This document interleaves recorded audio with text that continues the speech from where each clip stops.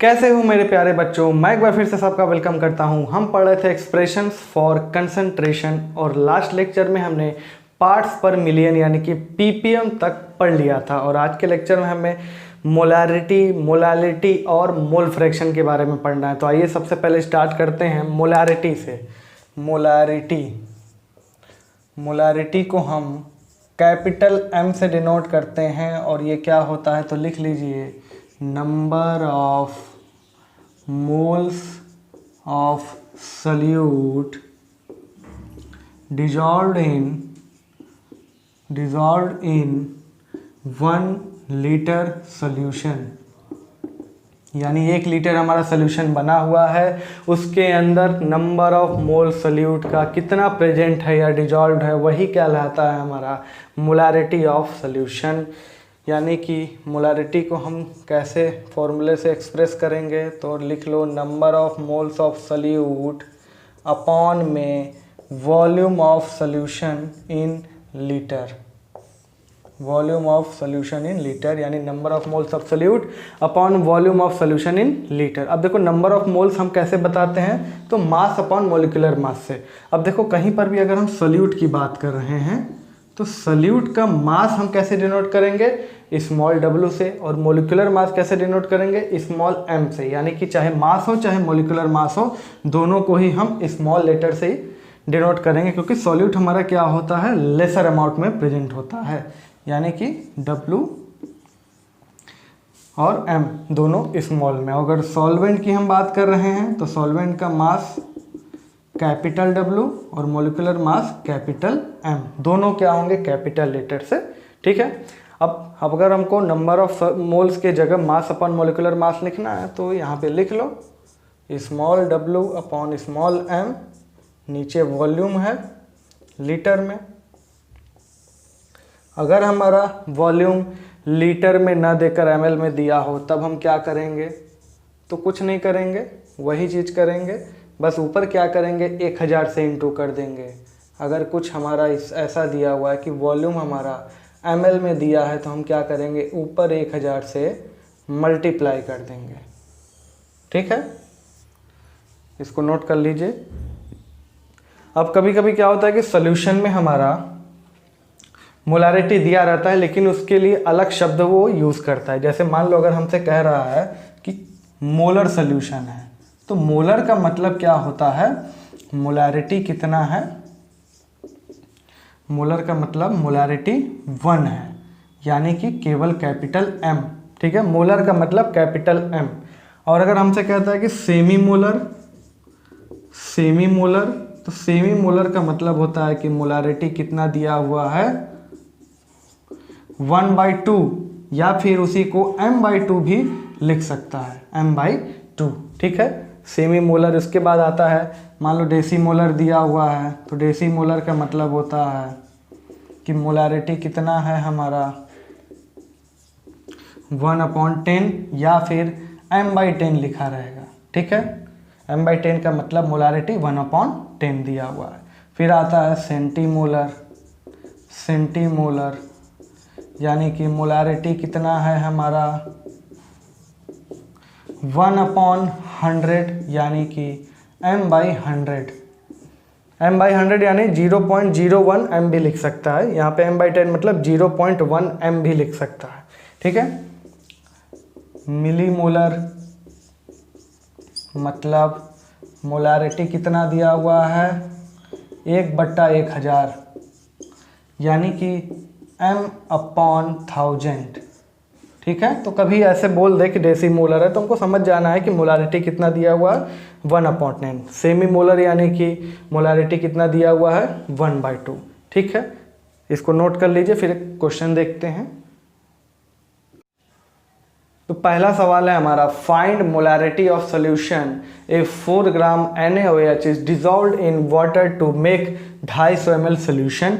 यानी यहाँ पर वॉल्यूम ऑफ सॉल्यूशन दिया हुआ है जिसमें 4 ग्राम NaOH को क्या किया जा रहा है, घोला जा रहा है। यानी कि 250 ml सोल्यूशन में हमारा 4 ग्राम NaOH मौजूद है। तो मोलारिटी कैसे निकालते हैं, तो मोलारिटी निकालते हैं weight upon molecular weight of solute, denominator में volume of solution in ml और न्यूमरेटर में 1000 से मल्टीप्लाई करते हैं।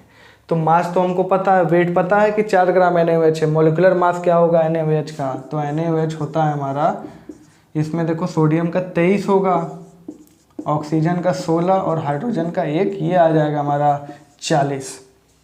यानी मोलारिटी क्या हो जाएगा? तो मोलारिटी हो जाएगा हमारा 4/40 इंटू 1000 ऊपर अपॉन में वॉल्यूम दिया हुआ है 250। ठीक है, यहाँ से देखो ये 2 0 ये ख़त्म और ये 4 से 4 ख़त्म, बचा 10/25 और ये आएगा हमारा 0.4। अब देखो मोलारिटी की यूनिट क्या होती है? तो 0.4 हमारा मोलारिटी क्या होता है? Number of moles of solute upon में वॉल्यूम, यानी कि 0.4 मोल पर लीटर, मोल पर लीटर। या फिर हम इसको ऐसे लिख दें 0.4 मोलर। ठीक है, 0.4 मोलर, या फिर कुछ नहीं 0.4 लिख दो, कैपिटल M लिख दो, तीनों में से कुछ भी लिखो, सही है तीनों। ठीक है, मोल पर लीटर या फिर मोलर या फिर 0.4 कैपिटल M। ठीक है, इसको नोट कर लीजिए। हो गया ये। चलिए अगला सवाल देखते हैं।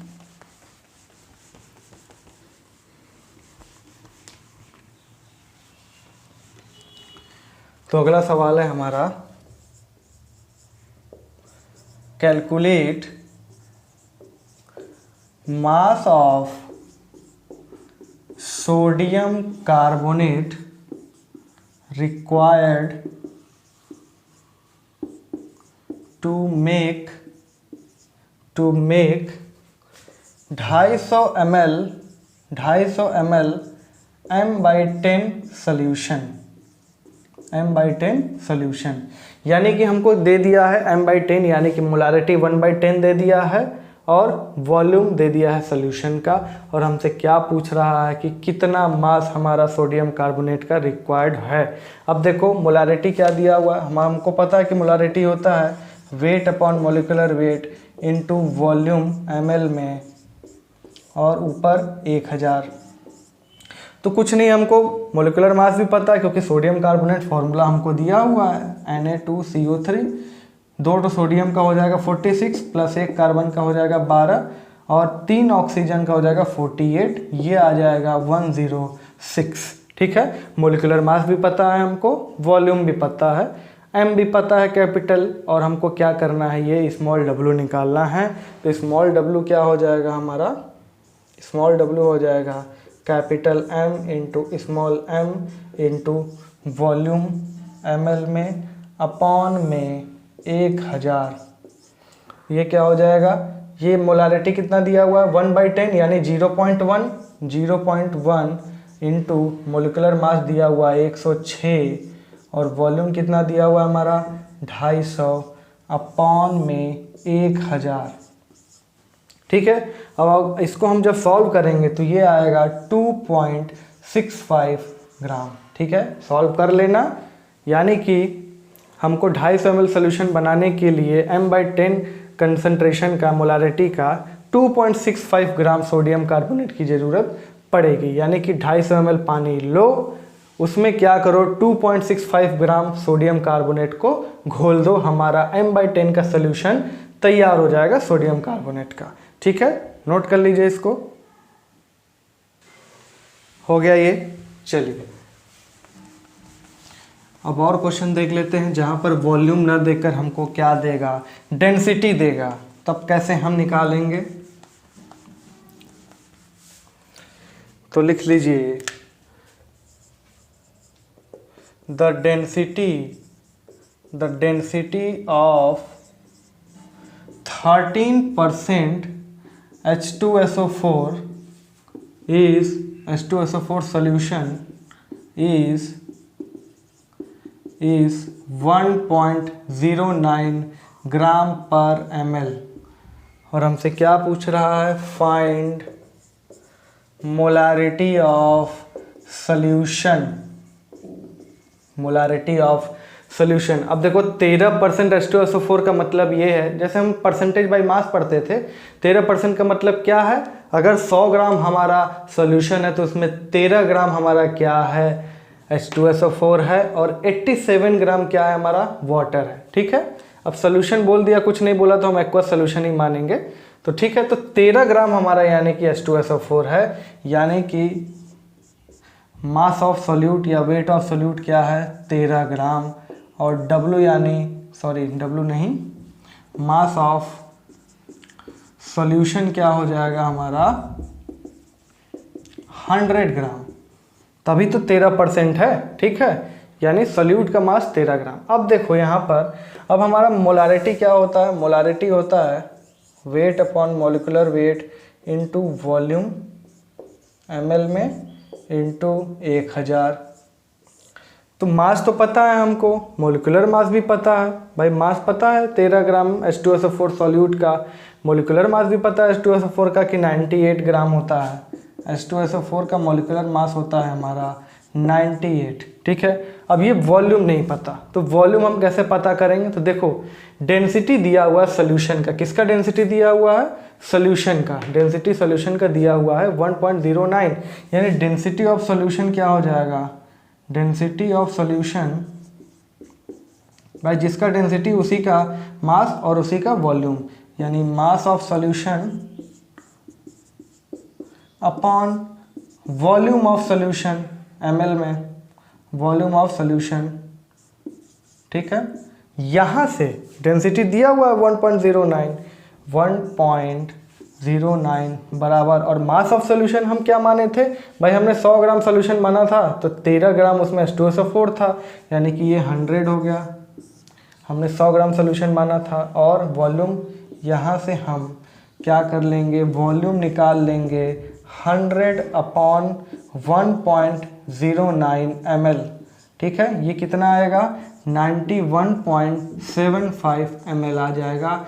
तो डेंसिटी से हमने क्या किया, वॉल्यूम को प्राप्त कर लिया। अब यहाँ पर इसी फॉर्मूले में हम रख देंगे, तो मास कितना है हमारा 13 और मोलिकुलर मास 98 इंटू 1000 अपॉन में वॉल्यूम कितना है 91.75, तो ये कितना आ जाएगा 1.445 मोलर।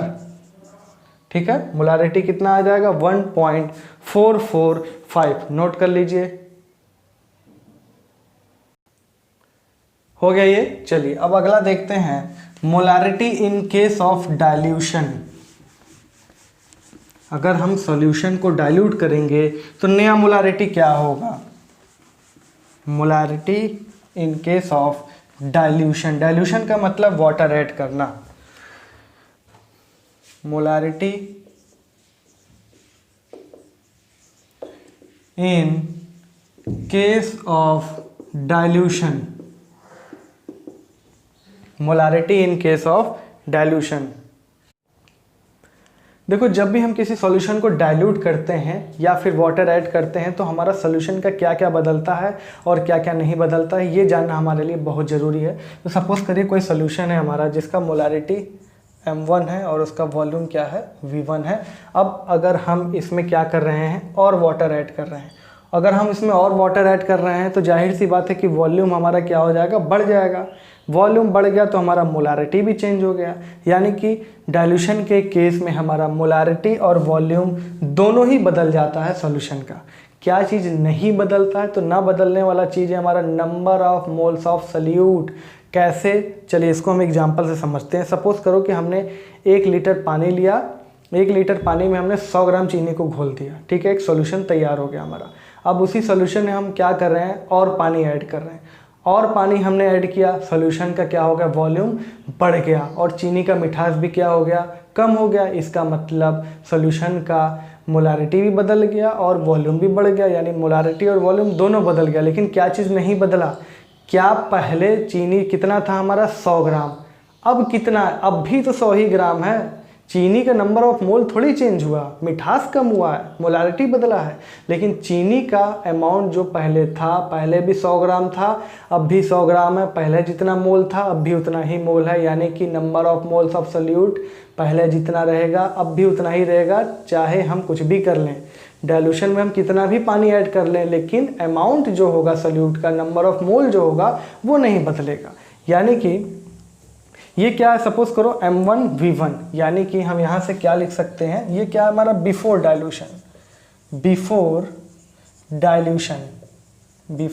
डाइल्यूशन, यानी कि हम इसको ऐसा लिख सकते हैं M1 बराबर मोलारिटी बराबर number of moles of solute upon volume. तो नंबर ऑफ सोल्यूट मान लो n रहा होगा और ये वॉल्यूम ऑफ सोल्यूशन V1।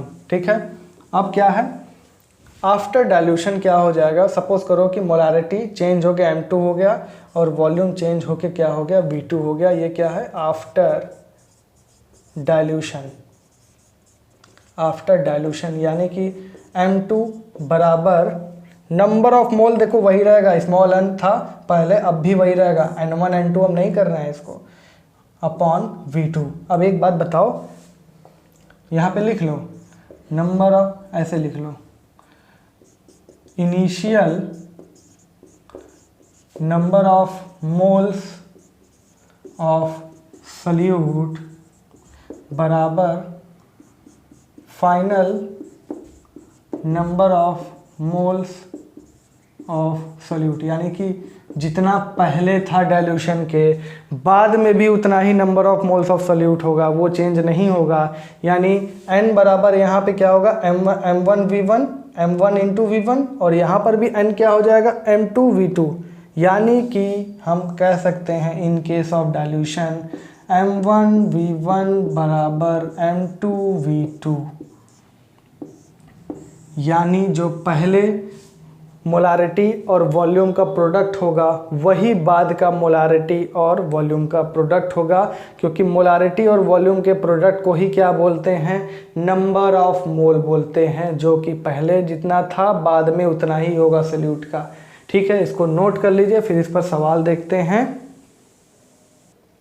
हो गया, चलिए सवाल देख लेते हैं इस पर।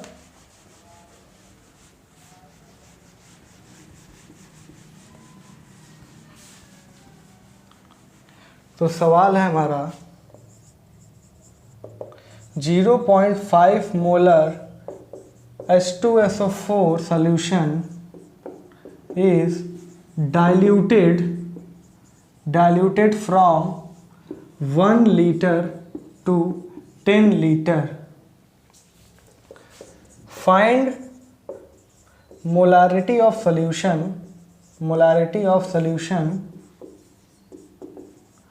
after dilution।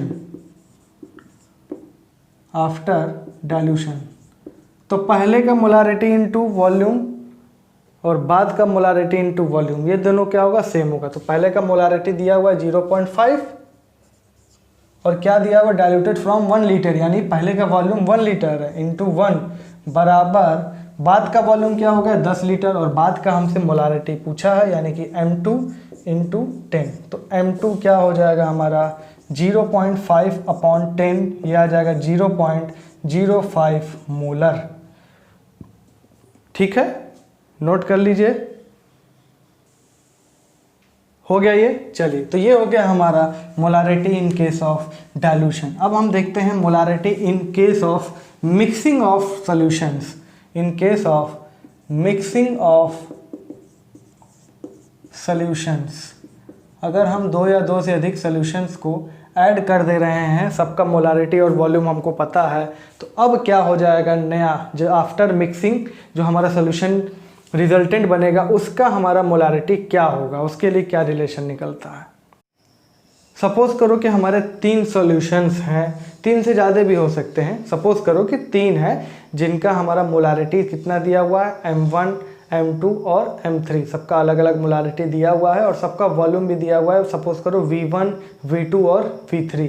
तो क्या रिलेशन बन के आएगा अगर हम तीनों को क्या करें, तीनों सॉल्यूशन को हम मिक्स कर दे रहे हैं, तो रिलेशन हमारे पास आएगा M1 V1 plus M2 V2 plus M3 V3 बराबर में MR VR। MR क्या है, resultant molarity after mixing the solution.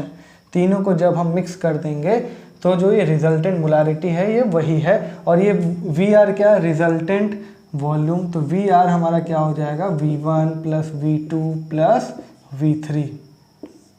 3 से ज़्यादा भी हो सकते हैं, 3 से कम भी हो सकते हैं, 2 भी हो सकते हैं, ठीक है। तो ये हो गया। अब देखो यहाँ पे जो हम सॉल्यूशन को मिक्स कर रहे हैं, ये जो हमारा सॉल्यूशन है वो सेम टाइप का होना चाहिए, यानी कि सब में सॉल्यूट क्या होना चाहिए, हमारा सेम होना चाहिए। अगर तीन सॉल्यूशन हम ऐड कर रहे हैं तो तीनों सपोज करो कि NaOH का है, तीनों NaOH का होना चाहिए या तीनों HCl का होना चाहिए। ऐसा नहीं है कि एक ठो NaOH का सोल्यूशन है और एक ठो HCl का सोल्यूशन हमने ऐड कर दिया। तो तीनों में सल्यूट का, तीनों जो सोल्यूशन है सल्यूट हमारा सेम होना चाहिए, ठीक है। इसको नोट कर लीजिए, फिर क्वेश्चन देख लेते हैं इस पर। हो गया, चलिए सवाल देख लेते हैं। तो क्वेश्चन है हमारा, to solutions of HCl of volume V1 and V2 and molarities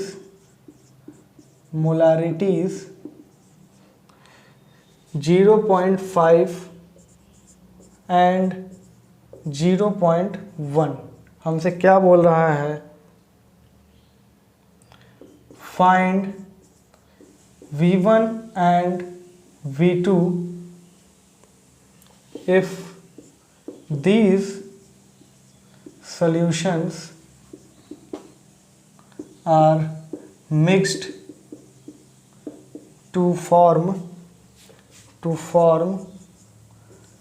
2 liter of 0.2 molar solution, ठीक है।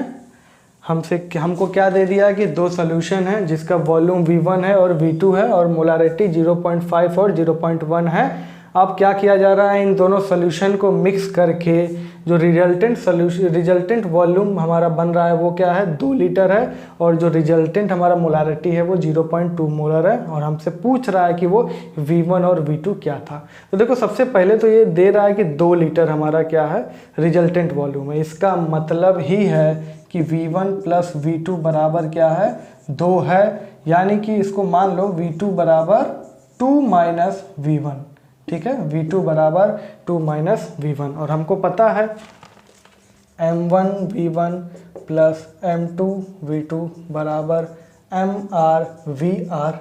अब M1 क्या दिया हुआ है हमको, मोलारिटी 0.5, तो 0.5 इंटू V1 प्लस M2 क्या दिया हुआ है 0.1, और V2 क्या है हमारा 2 माइनस V1। रिजल्टेंट मोलारिटी क्या दिया हुआ है हमारा 0.2, और ये कितना है रिजल्टेंट वॉल्यूम 2, यानी ये 0.4 हो जाएगा। यानी कि 0.5 V1 प्लस ये हो जाएगा 0.2 माइनस 0.1 V1 बराबर 0.4। अब इसको और सॉल्व करो, ये आ जाएगा 0.4 V1 बराबर 0.2, यानी V1 आ जाएगा 2/4 यानी कि 1/2 यानी कि 0.5 लीटर। यानी V1 निकल गया हमारा क्या 0.5 लीटर, और अगर V1 निकल गया हमारा 0.5 लीटर, तो V2 क्या हो जाएगा हमारा 2 माइनस V1 यानी कि 2 माइनस 0.5 बराबर 1.5 लीटर, ठीक है। हो गया, ये नोट कर लीजिए इसको। तो बच्चों अगला हमारा कंसंट्रेशन टर्म है मोलालिटी यानी स्मॉल m। तो क्या होता है मोलालिटी, तो लिख लीजिए, it is number of moles of solute present in 1 kilogram of solvent. तो देखो यहाँ पे कंफ्यूज नहीं होना है, वहाँ 1 मोलारिटी के केस में 1 लीटर सॉल्यूशन होता था, यहाँ पे 1 किलोग्राम क्या है सॉल्वेंट का है। ध्यान दो, सॉल्वेंट का मास है यहाँ पर, ठीक है। यानी मोलालिटी क्या हो जाएगा, तो देखो स्मॉल m से हम बार बार नहीं लिखेंगे क्योंकि मोलिकुलर मास में भी स्मॉल m आता है, तो हम पूरा मोलालिटी लिख रहे हैं, यानी मोलालिटी क्या हो जाएगा हमारा, number of moles of solute upon में mass of solvent in kilogram. ठीक है, तो कैपिटल W हम यूज़ कर रहे हैं क्योंकि सॉल्वेंट का मास है। ठीक, यानी कि यही हो जाएगा हमारा मोलालिटी वेट अपॉन में molecular weight into capital W kilogram.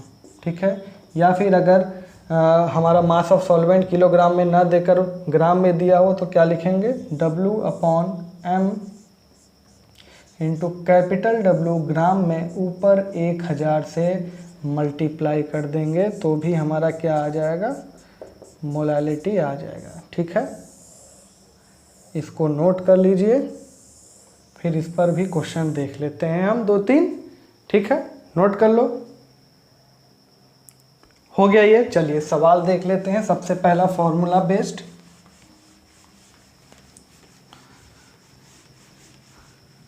तो सवाल है हमारा 98 ग्राम H2SO4 is dissolved in 500 gram water. Find molality of solution. Find molality of solution, तो क्या हो जाएगा, तो मोलालिटी होता है हमारा weight upon molecular weight into mass of solvent gram में इनटू 1000। ये हो जाएगा हमारा, कितना दिया हुआ है, 98 ग्राम हमको H2SO4 मास ऑफ सॉल्यूट दिया है 98, और उसका मॉलिकुलर मास H2SO4 का वो भी 98 होता है, इनटू हमको डिनोमिनेटर में मास ऑफ सॉल्वेंट रखना है, कितना है 500 ग्राम, 500 और ऊपर 1000, तो ये तो ख़त्म हो जाएगा। और ये क्या हुआ, 1000/500 यानी कि 2। अब देखो वहाँ पे हम क्या लिखते थे, मोल पर लीटर, क्योंकि डिनोमिनेटर में हमारा क्या था, वॉल्यूम ऑफ सॉल्यूशन था। अब यहाँ पर क्या है, डिनोमिनेटर में हमारा मास ऑफ सॉल्वेंट है, तो इसकी यूनिट क्या हो जाएगी, 2 मोल पर किलोग्राम, या फिर 2 मोलल, या फिर बस 2m लिख दो। ठीक है, तीनों ही सही है हमारा। ठीक है, इसको नोट कर लीजिए। हो गया ये, चलिए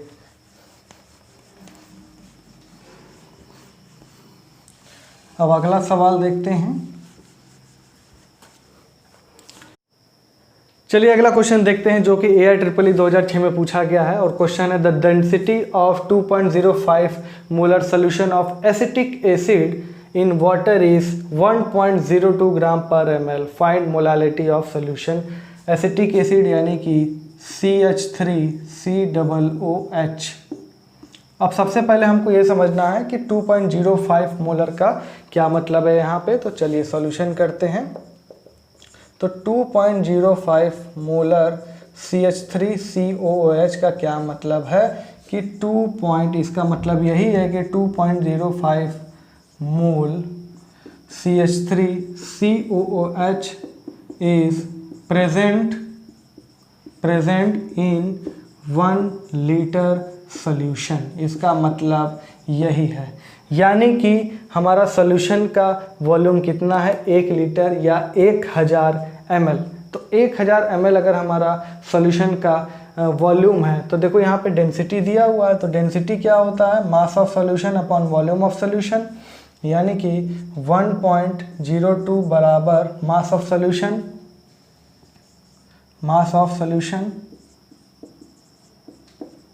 अपॉन में वॉल्यूम कितना दिया हुआ है, 1000 ml। यानी कि यहाँ से मास ऑफ सॉल्यूशन क्या निकल के आ गया, तो ये निकल के आ जाएगा 1000 इंटू 1.02, यानी ये निकल के आ जाएगा 1020 ग्राम।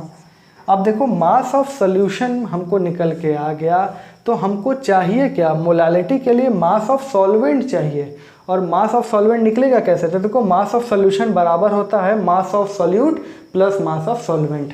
यानी कि मास ऑफ सोल्यूशन में से अगर हम सॉल्यूट का मास घटा दें तो हमको सॉल्वेंट का मास मिल जाएगा। तो सॉल्यूट का मास पहले हमको पता करना पड़ेगा। तो सॉल्यूट का मास कैसे पता चलेगा, तो देखो यहाँ पर हमको यही दिया हुआ है कि 2.05 मोल हमारा क्या दिया हुआ है, सॉल्यूट का मोल दिया हुआ है। और हमको पता है कि मोल क्या होता है, मोल जो होता है वो होता है मास अपॉन मोलिकुलर मास के, ठीक है, मास अपॉन मोलिकुलर मास के।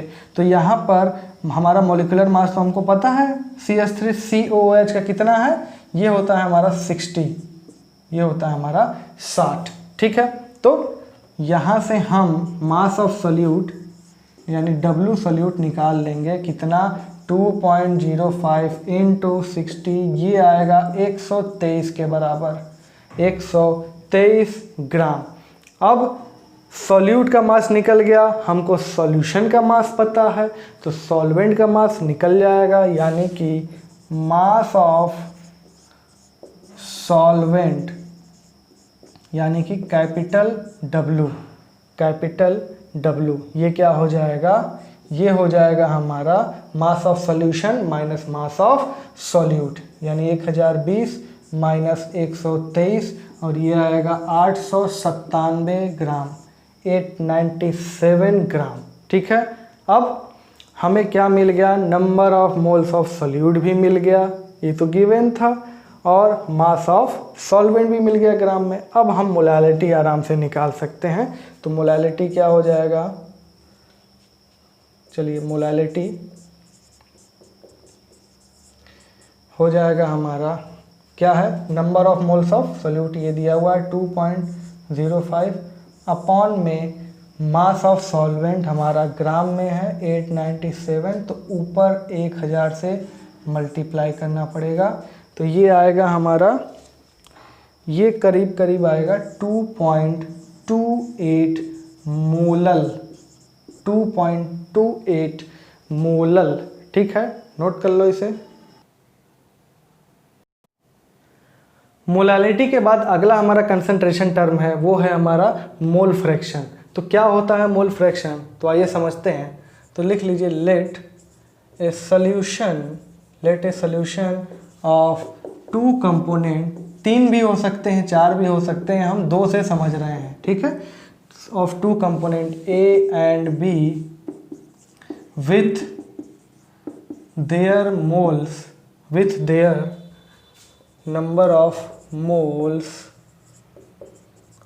Na एंड NB, यानी कि एक सॉल्यूशन है जिसके 2 कंपोनेंट है A और B, A का नंबर ऑफ मोल कितना Na और B का नंबर ऑफ मोल कितना है NB। तो मोल फ्रैक्शन ऑफ A क्या हो जाएगा हमारा, मोल फ्रैक्शन जिसका भी निकालना है उस जिस कंपोनेंट का, उस कंपोनेंट का मोल न्यूमरेटर में रखो, अपॉन में टोटल मोल कर दो, यानी Na प्लस NB। अगर 3 कंपोनेंट होते तो Na plus NB plus NC हो जाता। उसी तरह मोल फ्रैक्शन ऑफ B क्या हो जाएगा, moles of B upon total mole, ठीक है। तो ऐसे हम मोल फ्रैक्शन को निकालेंगे, ठीक है। अब देखिए, अब क्या करेंगे, हम इन दोनों को अगर जोड़ दें, यानी mole fraction of A plus mole fraction of B अगर हम जोड़ दें तो क्या हो जाएगा, Na upon Na plus NB plus NB upon Na plus NB। ये क्या आ जाएगा, इन दोनों को जोड़ेंगे तो ये 1 के बराबर आ जाएगा। इसका मतलब mole fraction of A plus mole fraction of B बराबर 1, यानी कि जितने भी कंपोनेंट हैं हमारे, अगर सबका हम मोल फ्रैक्शन लेकर जोड़ दिए तो वो किसके बराबर आएगा, 1 के बराबर आएगा। यानी कि अगर हम एक कंपोनेंट का मोल फ्रैक्शन निकाल चुके हैं तो दूसरे का हम क्या करेंगे, सिंपली एक में से घटा के निकाल देंगे, ठीक है। तो ये हो गया हमारा मोल फ्रैक्शन। चलिए अब सवाल देख लेते हैं। तो सवाल है हमारा,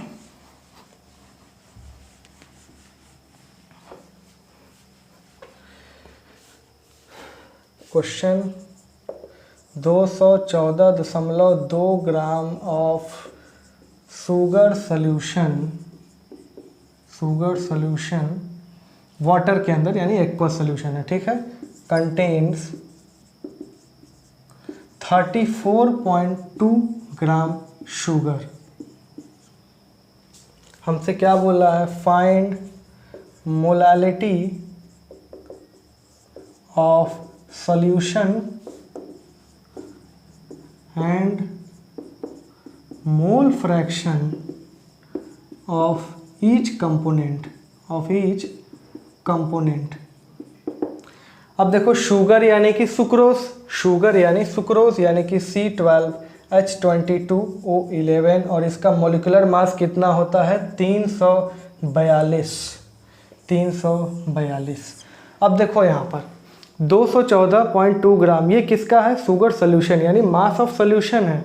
मास ऑफ सोल्यूशन, हमको मोलालिटी निकालने के लिए मास ऑफ सॉल्वेंट पता होना चाहिए, और यहाँ पे सॉल्वेंट हमारा क्या है, वाटर है, एक्वस सोल्यूशन है। कुछ ना बोले तो एक्वस सोल्यूशन मानना ही पड़ेगा हमें। या और ये 34.2 ग्राम शुगर दिया हुआ है, यानी कि ये मास ऑफ सोल्यूट है, यानी कि W क्या हो जाएगा, मास ऑफ सॉल्वेंट कितना हो जाएगा, ये हो जाएगा 214.2 माइनस ये 34.2, ये आ जाएगा 180 ग्राम।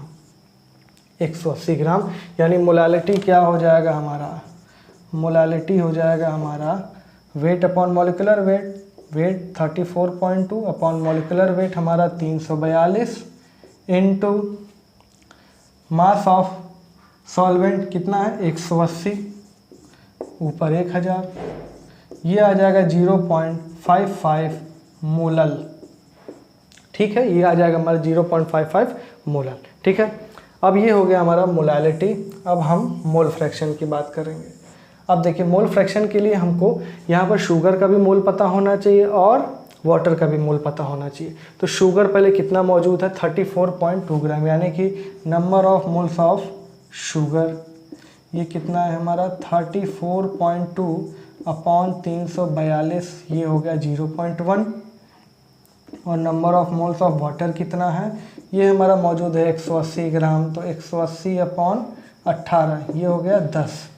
टोटल मोल कितना हो जाएगा, एन टोटल हो जाएगा हमारा 10.1, यानी मोल फ्रैक्शन ऑफ शुगर क्या हो जाएगा, शुगर का मोल अपॉन टोटल मोल, यानी 0.1 अपॉन 10.1। और चाहो तो एक में से घटा के इसको वाटर का मोल फ्रैक्शन निकाल लो, या तो फिर ऐसे भी निकाल सकते हो। मोल फ्रैक्शन ऑफ वाटर क्या हो जाएगा,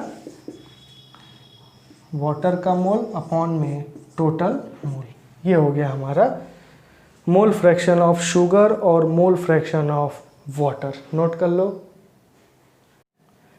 तो बच्चों आज का आखिरी सवाल, the mole fraction of methanol in aqua solution is 0.02, determine molality of solution. तो देखो हमको क्या दिया हुआ है, मोल फ्रैक्शन ऑफ मिथेनॉल दिया हुआ है, कितना, मोल फ्रैक्शन ऑफ मिथेनॉल दिया हुआ है हमको 0.02। तो सबसे पहले एक काम करो, हम मान लेते हैं हमारा दो कंपोनेंट है, एक मिथेनॉल और एक्वा सोल्यूशन यानी वाटर। तो मिथेनॉल का नंबर ऑफ मोल हम मान लेते हैं, मिथेनॉल का नंबर ऑफ मोल मान लेते हैं कि x है, और number of moles of water क्या है, ये मान लो y है। ठीक है, यानी कि हमको मोल फ्रैक्शन ऑफ मिथेनॉल यानी कि x upon x plus y दिया हुआ है 0.02। अगर हम इसको पलट दें यानी x plus Y upon x कर दें तो ये क्या हो जाएगा 1 अपॉन 0.02, यानी ये 50 हो जाएगा, यानी 1 प्लस वाई अपॉन एक्स बराबर 50। तो x अपॉन वाई क्या हो जाएगा, y बाई एक्स हो जाएगा 49, तो x बाई अपॉन क्या हो जाएगा 1 अपॉन 49। ठीक है, इसी का यूज़ हम करेंगे, x बाई वाई क्या हो जाएगा 1 अपॉन 49। अब देखिए मोलालिटी कैसे निकलेगा। तो सबसे पहले देखो हमको मास ऑफ सॉल्वेंट पता होना चाहिए। मास ऑफ सॉल्वेंट कितना है हमारा, H2O हमारा सॉल्वेंट है भाई। x अगर हम H2O का नंबर ऑफ मोल y है तो क्या हो जाएगा y बराबर W अपॉन में 18, यानी ये W कैपिटल W मान लो यहाँ पर, क्योंकि मास ऑफ सॉल्वेंट है ये। तो मास ऑफ सॉल्वेंट क्या हो जाएगा हमारा 18y हो जाएगा। ठीक है, अब मोलालिटी कैसे निकलेगा, अब मोलालिटी निकल जाएगा हमारा number of moles of solute यानी x अपॉन में mass of solvent in kilogram. तो 18y और साथ में क्या हम ऊपर करेंगे 1000 करेंगे, क्योंकि ये ग्राम में है। ठीक है, ग्राम में है ये ग्राम में है, क्योंकि नंबर ऑफ मोल्स हम वेट अपॉन मोलिकुलर वेट कैसे ग्राम में निकालते हैं। ठीक है, अब देखो यहाँ पर ये क्या हो जाएगा, 1000 upon 18 into X upon Y, और एक्स अपॉन वाई हमने निकाला हुआ है 1/49। ये क्या हो जाएगा 1000/18 इंटू 1/49। ठीक है, और ये वैल्यू आएगी हमारी, ये वैल्यू आएगी 1.13, यानी मोलालिटी कितना आ जाएगा 1.13 मोलल। ठीक है, इसको नोट कर लीजिए। ठीक है, इसको नोट कर लो, हो गया। तो बच्चों आज के लेक्चर में इतना ही, अब मिलते हैं अगले क्लास में, तब तक के लिए टेक केयर, बाय बाय, जय हिंद।